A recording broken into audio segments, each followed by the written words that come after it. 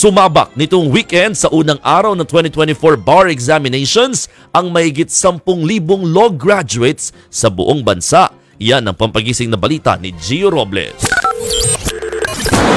Alas 4 ng madaling araw pa lang nang magsimulang dumagsa sa University of Santo Tomas sa Maynila ang bar examinees.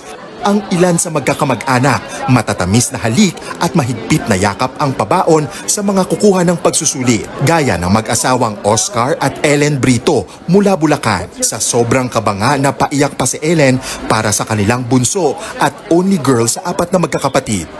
Bakit po parang naiyak kayo, ma'am? Wala lang.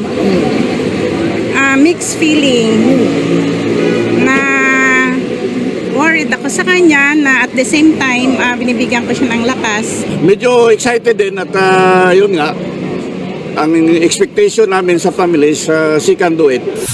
Ang 54 na taong gulang na si Aniceto Vergara sasabak ulit sa ika-4 niyang bar exam. Graduate ng Manila Law College at kasalukuyang empleyado ng Manila City Hall si Aniceto.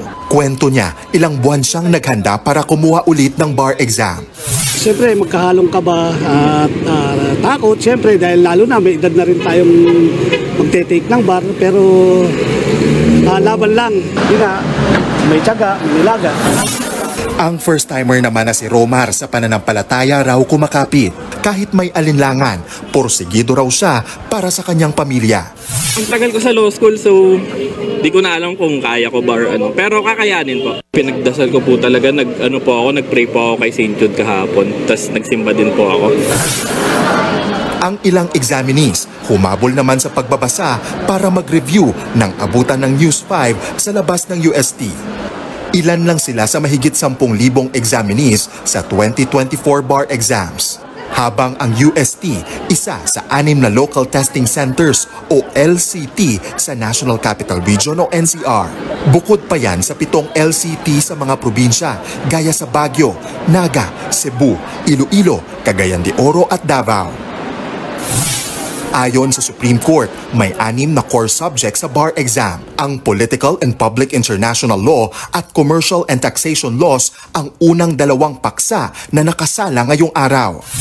Sa panayam sa media, may paalala si Associate Justice Mario Lopez, ang chairperson ng 2024 bar exams. Anya, dapat balansihin at isaalang-alang ng examinees ang kanilang kalusugan, lalo na ang kahalagahan ng kanilang mental health. Binigyang diin din ni Lopez ang pangunahing layunin ng bar. Our aim is to produce lawyers who are not just prepared to practice, but who are also equipped with the professionalism, empathy, and commitment to public service needed to serve effectively. Magpapatuloy sa Miyerkules ang 2024 bar exams, habang sa Linggo naman ang huling araw ng pagsusulit. Ayon sa SC, posibleng sa unang linggo ng Disyembre o bago magpasko ilalabas ang resulta. Nakatakda naman sa January 24, 2025 ang oath-taking ng mga bagong abogado.